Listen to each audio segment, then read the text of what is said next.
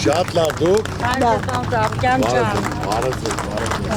Բարգավաճ Հայաստան կուսակցությունը շարունակում է ընդլայնել իր ներկայությունը Երևանում եւ Հանրապետության ամբողջ տարածքում։ Հերթական նոր գրասենյակը Աջափնյակ վարչական շրջանում է, Նազարբեկյան 31 կոտորակ 12 հասցեում։ Բազմաթիվ համակիրներ այստեղ են հանդիպելու կուսակցության նախագահ Գագիկ Ծառուկյանի հետ։ Դրսում են խոսալու թե ներսում։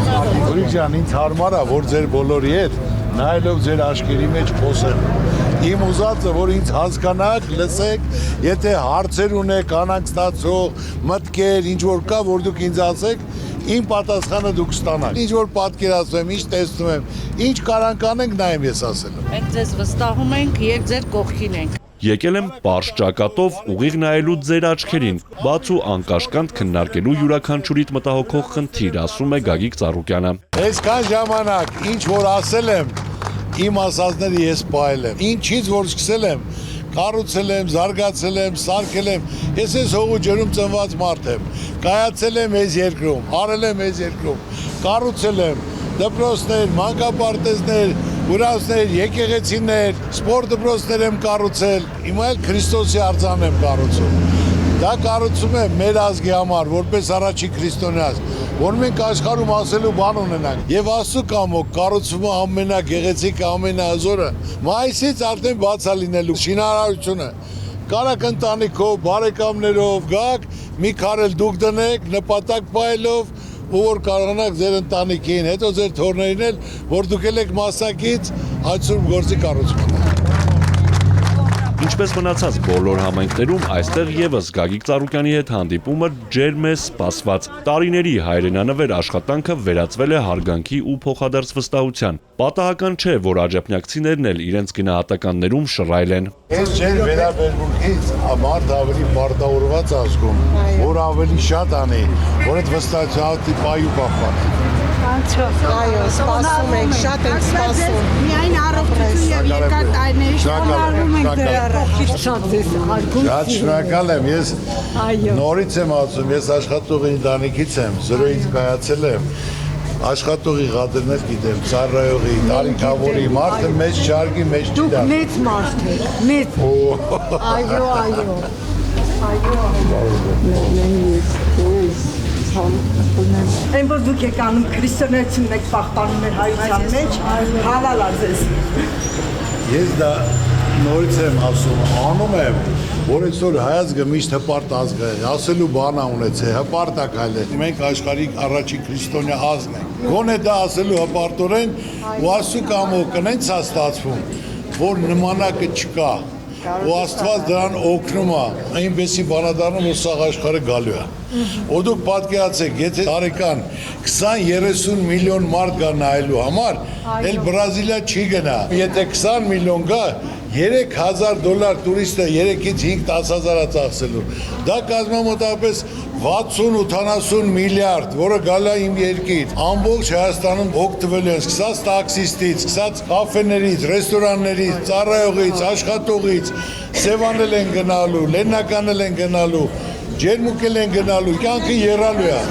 Ու նմանատիպ հարկարը խոշոր երկու հատ ներդրումային ծրագիր։ Արդեն նորաբաց գրասենյակի ներսում Բարգավաճ Հայաստան կուսակցության ղեկավարը մանրամասն խոսում է ժողովրդին մտահոգող առաջնահերթ խնդիրներից, ներկայացնում լուծումն ու վերջնարդյունքը։ Վարկային ծանր բեռն այսօր ամենացավոտ հարցերից է։ Վարկերի համար առանցին ծրագիր ունենք, որը ես 21 թվին եմ ասել։ Եղել է համաճարակ, կորոնավիրուս 2 տարի, եղել է պատերազմ, մարդիկ տուն նստած չեն աշխատել։ Հիմա դրա համար վարկեր է կուտակվել, որ պետք է պետությունը իր ժողովրդին մի հատ ներում շնորհի, որ ասի մինչև 3 միլիոն դրամ, դե մեկին 200,000 դրամ, մեկը 250,000, մեկին 1 միլիոն, ու մի անգամից ես ասում եմ 2 միլիոն 200,000 մարդ, այդ ճայճից դուրս կգա,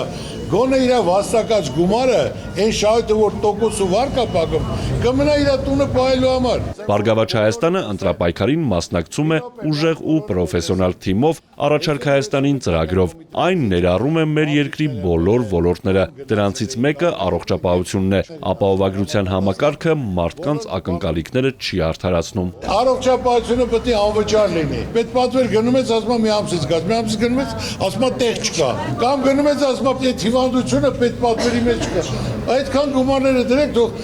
հիվանդանոցներ, որ մարդիկ կարողանան գնալ, մեկ այդ գումարների բյուջեում կա 300 միլիոն գումար կա առողջապահության համար։ Կամ կրթաթոշակները 25-30 տարի է, թոշակը ուսանողի նույնն է։ Պետք է տարբերություն դրվի, լավը, միջինը կամ սովորականը 5000 եղել, թող լինի հիմա 20000։ Այսօր ուսանողը մարզերից գալիս է, այդքան գումար պետք է գա գնա, կամ պետք է տան վարստան։ Ոնց որ առաջ կոմունիստների ժամանական ուսանողական հանրակացանը գոնե կպետք է կթողի, որ երեխին կարա սովորի կրթվի մարդ դառնա։ Այսօր իմ ուզածը որ իմ ժողովուրդը լավ ապրի, որ իմ երեխեքի ապագան լավ լինի։ Հոգսերը թեթևացնելու փոխարեն պետությունը բնակչության վրա հարկային նոր պարտավորություններ է դրել։ Սոցիալական վիճակն առանց այն էլ ծանր է, իսկ խնդիրները ոչ թե լուծվում են, այլ ավելանում։ Այսօր միայն դրանց գույքարկ են բարձրացնում։ Եղբայր ջան, մարդկանց պետք է հնարավորություն տաս, որ շփիթի դեմքի ապրի։ Նա էլ է ուզում վայելի, նա էլ է ուզում ծախսի, նա էլ է ուզում ծանոթ անի։ Կառավարությունը տնտեսագետ չկա։ Ապրես 8 տարվա մեջ մի հատ բան ասեք, ինչ որ խոսք են տվել, արել են, ասեմ կներեք արել են։ Մենակ խոստումներ, մարդիկ արդեն հոգնել են։ Ձեր ձայնը ում հավատում եք, գնացեք տվեք։ Իրար հետ քննարկեք։ Ով կարա անի 19 կուսակցություն մասնակցում։ Այդ հիմնական մարդուն պետք է նայեք արած գործը։ Ոչ թե բաժակաճառով ճարտար խոսեց, այլ մարդու արածը, մարդու նպատակը, մարդու ապրածը։ Ես մեկ անգամ տապարենք պարոն Ծառուկյանին։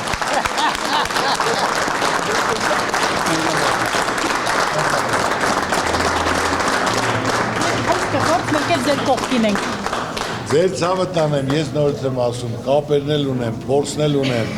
Այսօր ծանոթ բարեկամով չեմ շարժվում, կուսակցական էլ չեմ դնի, եթե ավելի լավը կա։ Պետք է քեզ պատկերացնես դիմացինի փոխարեն, որպեսզի հասկանաս նրա խնդիրը։ Այս մոտեցումն է կարևոր համարում Գագիկ Ծառուկյանը, իսկ մարդիկ այսօր ամենից շատն են հոգատարության, ուշադրության կարիք զգում։ Պարոն Ծառուկյան ջան, այդ ձեր հասարակ լինելու մեջ հաջողությունը։ Ծառուկյանը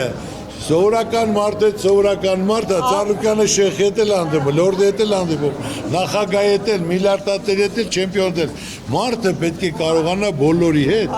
հավասարը հավասարի հետ խոսի։ Այն որ կան իրաց այսպես պահում են, նրանք դատարկ մարդիկ են։ Մարդը պետք է մարդու դրության մեջ մտնի, մարդ իրան գնահատված գա, որ իրան հասկանում են, իրեն ընդունում են։ Մարդկանց ականջին լուրեր են հասել, ուզում են Գագիկ Ծառուկյանից ճշտել, հայտնել իրենց աջակցությունը։ Մութ ուժերը որոշել են, որ ձեզ ՀԱՕԿ-ի Օլիմպիական կոմիտեի նախագահի պաշտոնից ձեզ անեն։ Այո։ Ես ուզում եմ, Այո։ որ ոնց որ մենք մեկ մարդի նման ձեր կողքին կանգնած ենք, այդ հարցում են բոլորը պետք է կանգնեն ձեր կողքին։ Ես Օլիմպիական կոմիտեն վերցել եմ 8 տարի ոչ մի մեդալ չի եղել, այլ հիմնական չեմպիոններն են երկրից թողե գնացել։ 4 տարվա ընթացքում կազմակերպել եմ թոշակներ եմ նշանակել, սկսած 50,000 դրամից մինչև 1,5 միլիոն։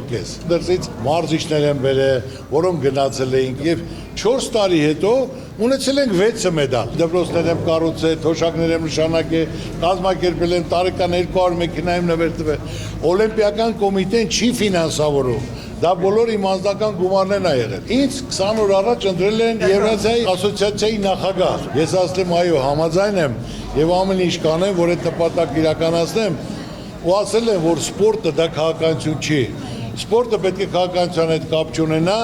այլ կարողանանք մեր մարզիկներին հնարավորություն տանք աշխարհում մեկ գնալու, մարզվելու, իրենց ուժերը փորձելու։ Ինչպես բոլոր բնագավառներում, այնպես էլ սպորտում կապերն ու ծանոթությունները մեծ դերակատարում ունեն։ Գագիկ Ծառուկյանը հիշեցնում է 2015 թվականին Բաքվում անցկացված առաջին եվրոպական խաղերը, ընդառաջելով միջազգային օլիմպիական կոմիտեի նախագահ Թոմաս Բախի եւ Եվրոպական օլիմպիական կոմիտեի նախագահ Պատրիկ Հիկեի խնդրանքին եւ նրանցից ստանալով անձնական երաշխիքներ, ՀԱՕԿ նախագահը պատասխանատու որոշում կայացրեց։ Պատերազմ է եղել, բայց օլիմպիական խաղերը սկսել է, պատերազմը կանգնել է։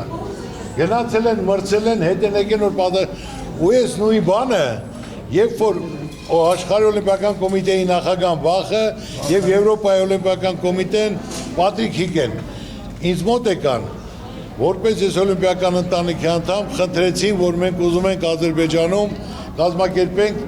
Եվրոպայի օլիմպիական խաղեր, առաջին խաղերն էր։ Ասել, եթե դու խոսք ես տալի, որոնց որից մեկի մազը չի ծռվի, իմ երեխեքն են, իմ տղերքն են, ես ի վիճակի եմ կազմակերպելու, ասելու եւ ինձ հարգելով կգնան։ Ու ես ասի, որ իմ տղուն եմ ուղարկելու։ Ու վախը ինձ խոսք տվեց, ասես քեզ տղամարդու խոսք եմ տալի,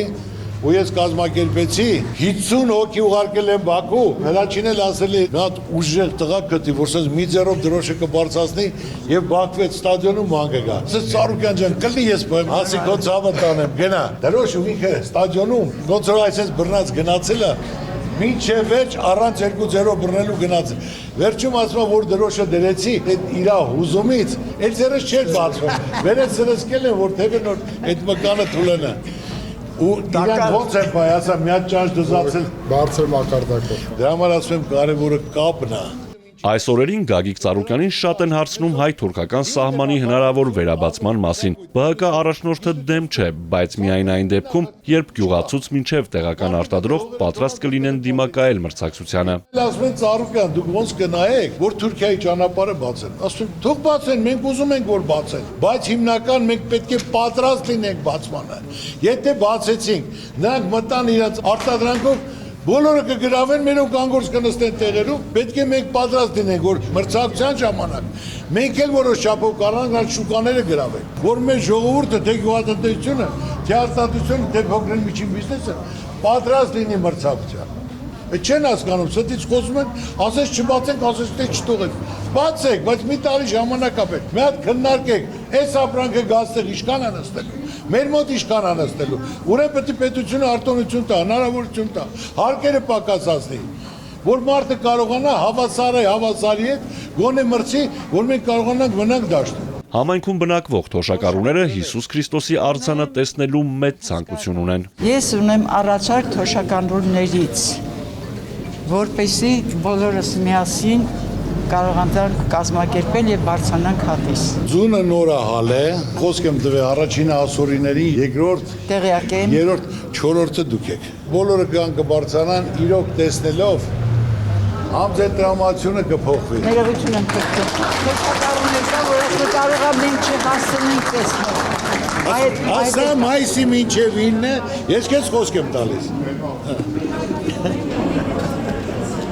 Հավաստագիրել կստանաք, որ մասնակցել եք, մի քարեք դրե, մինչև չբարձրանաք վերև, չտեսնեք են, հերոսացուցի տեսածը բան չի։ Արդեն կզգաք հզորություններ, ամիշներ։ Դա թող լինի մեր ազգային վերածննդի ներքին հաշտության, համերաշխության խորհրդանիշ։ Այն ով իրար հետ չի խոսում, բարի շեք, ինչ եղել է անցյալ լինի, ամեն ինչ լավ կլինի։ Բարգավաճ Հայաստան կուսակցությունն ունի համակիրների մեծ բանակ։ Նոր չէ, որ գիտեն քաղաքական ուժի որդեգրած սկզբունքը՝ աշխատել հանուն ժողովրդի բարեկեցության, հանուն Հայաստանի զարգացման ու անվտանգության։ Իրենք էլ խաղաղ ու արժանապատիվ կյանք են ուզում։ Աստված ձեզ երկար կյանք տա, միշտ առողջ Զգացված եմ, բոլոր հայազգի գլխին լինեք։ Զգացված եմ եւ պարտավորված, շնորհակալություն։ Շատ գոհ ենք պարոն Ծառուկյանից, շատ սիրում ենք բոլորս պարոն Ծառուկյանին։ Ինքը կյանքում չի պայքարել աթոռի համար, ինքը ընդհանրեն ուզում է որ հայ ազգը լավ ապրի։ Իր հայ համար ինչ անում է, այսօր անում է հայ ազգի համար։ Մարդը, որը կանգնած է հայ ազգի կողքին, ով որ գիտի ազգի արժեքը, ով որ գիտի ընտանիքի արժեքը, մարդ, որ կարող է իր հետևից տանել ազգ։ Մի մարդ, երբ որ Աստվածավախ է, երբ որ ինքը Հիսուսի արձանը բարձրացրեց, ինքը բարձրացնում է մեր հայ ազգը։ Մենակ իրեն կարող ենք մենք վստահել, որտեղ ինքը կարող է մենակ այս վիճակից հանել Հայաստանը։ Ես ասենք ընդհանրապես ուրիշը պետք չի։ Իրան ճանաչելով, ես ազնվությամբ ասում եմ միայն մարդը թող հասկանա, որ այս երկրին իսկական վարչապետ կամ նախագահ պետք է աստվածահավատ մարդ, որը որ ինքն է։ Իր ուժը, իր համարձակությունն ով ունի։ Ասենք ով ունի։ Ոչ մեկ էլ չունի։ Որ իր արած մենակ Տեր Հիսուսի արձանը կանգնացնելը արդեն ամեն ինչ նշանակում է։